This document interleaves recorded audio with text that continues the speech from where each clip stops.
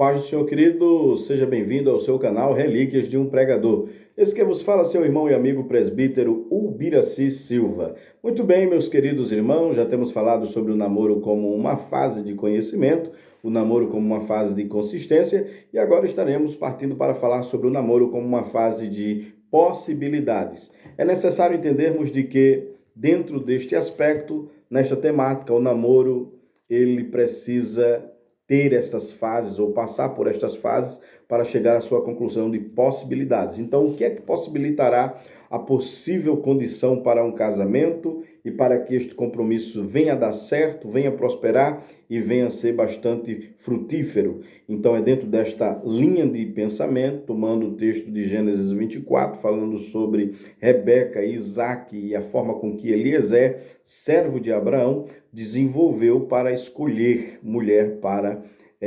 Isaac. Muito bem, o namoro como uma fase de possibilidades. Primeiro, eu preciso analisar o seguinte: uma vez que ocorreu a fase mútua de conhecimento e de consistência, de forma saudável como? Se não houve nenhuma lesão, ou se não houveram se não houveram lesões, tanto na parte emocional, na parte física, como na parte espiritual. Por isso que a fase de consistência nos faz entender onde e como devemos evitar as possíveis lesões, isto é, os possíveis prejuízos, aonde alguém foi afetado fisicamente. Quando isto acontece, exemplo, a filha de Jacó, Diná, ela foi fisicamente afetada quando tiraram a sua virgindade. Então, isto pode comprometer a uma lesão física, lesões emocionais. É quando o namoro acabou por ser tão extenso, carregado de embates, de conflitos, de impossibilidades, de discussões, e acabou havendo uma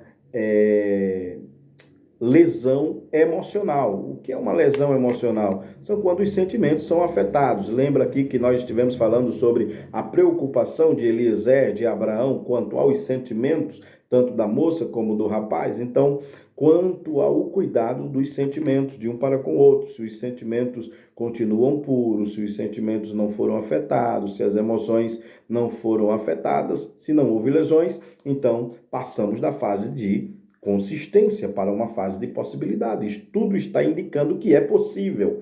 Então, se não há nenhuma lesão espiritual, nenhuma lesão emocional, sido prejudicado, seja ele ou ela. Por isso, o fator tempo no relacionamento, ele é imprescindível de que seja analisado sobre alguns pormenores e alguns cuidados, tá certo? E nós estaremos, então, aqui discorrendo esta temática, este assunto com esta questão. Qual o tempo? Qual o perigo? Vamos nós falarmos aqui sobre o período, né? O perigo de um tempo extensivo de namoro, de conhecimento destas pessoas. Por que não se deva haver tanto tempo? Quando nós lemos o livro do Gênesis, veja de que os pais de Rebeca, o irmão de Rebeca, queriam ainda segurar ela lá por um bom tempo na casa, e o servo disse: não, meu senhor, não. Ainda que ele tinha todos os recursos necessários para isso, óbvio, ele tinha todas as condições reunidas para poder levar Rebeca e assim o seu senhor, Isaac, casasse com ela. Já tinha casa, já tinha recursos. Então, obviamente, de que quem quer contrair um relacionamento futuro para casar deve se precaver com isso bem antes e estar apto para a realização desta possibilidade. Agora, a prospecção de tempo para se casar não deve ser muito alongada. Vamos mostrar à luz da Bíblia os perigos, tá certo? Que ocorrem quando se há muito tempo de namoro e de noivado. Dentro desse contexto, se fôssemos estabelecer um tempo para os namoros, eu citaria Lucas 13, versículo 6, usando a figura de linguagem da figueira, que foi plantada numa terra de videira. 3 anos. 3 anos foram procurar fruto e nela não havia. Eu acredito que seria o tempo indicado entre namoro e noivado, estendendo no máximo a 4, 5 anos, mais do que isso. E olha que isso já é um perigo intenso, ok? Porque se desenvolve o seguinte: as intimidades. As intimidades, na fase de conhecimento e de consistência, dá um nível de aproximação. E esse nível de aproximação coloca em risco ainda mais os intensos comportamentos e os intensos desejos. Obviamente, você, com uma semana, um mês, 2 meses, 3 meses, é um pensamento, uma forma de agir, mas 1 ano, 2, 3, as intimidades nas carícias, os carinhos passam para carícias, as palavras de carinho passam para palavras de carícias, os toques de carinho passam para toques de carícias, e aí está o perigo, porque acaba-se tendo uma intimidade precipitada, precoce, e dentro dessa intimidade precoce, obviamente, toques de carícias, e aí está o perigo, porque acaba-se tendo uma intimidade precipitada, precoce. E dentro dessa intimidade precoce, obviamente, que os riscos são maiores. Então, se tivéssemos de usar um espaço de tempo, à luz da palavra de Deus, eu acho que esse seria o adequado, até porque Jesus levou 3 anos e meio para capacitar os seus apóstolos para uma obra de realização de grande cunho, melhor dizendo.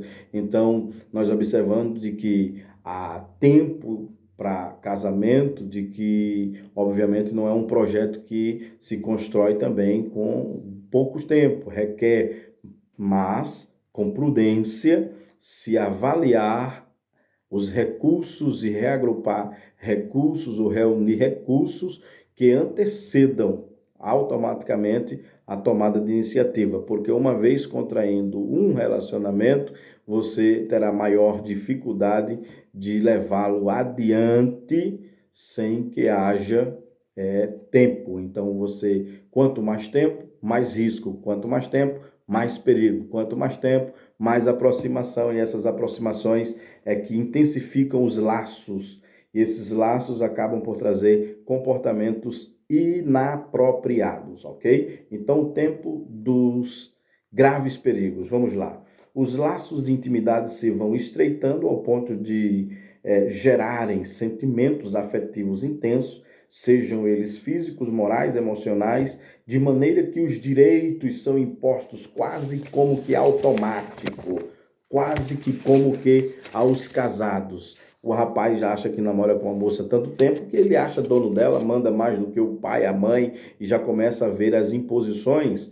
A moça também já acha que manda na vida do rapaz como se ele já fosse o seu esposo. Então, há essa necessidade de cautela com o tempo, porque vão implicar nesse tipo de sentimentos e de responsabilidades que vão se avolumando e vão dando uma visão de propriedade, quando na verdade ninguém é de ninguém ainda. Então, automaticamente, cabe aqui dizer de que um período razoável é de 3 a 4 anos, como a parábola da figueira de Lucas 13, tá certo? É um tempo excelente. Mais do que isso, os riscos aumentam. Não estou dizendo de que isto é uma regra que se deve ser imposta e obrigatoriamente tem que ser assim. Porém, é uma possibilidade que ajudará numa fase de tempo mais compreensiva, aceita, entre 3, no máximo 4 anos, para se contrair um casamento. Se trabalha nesta visão e assim podendo levar adiante esta iniciativa.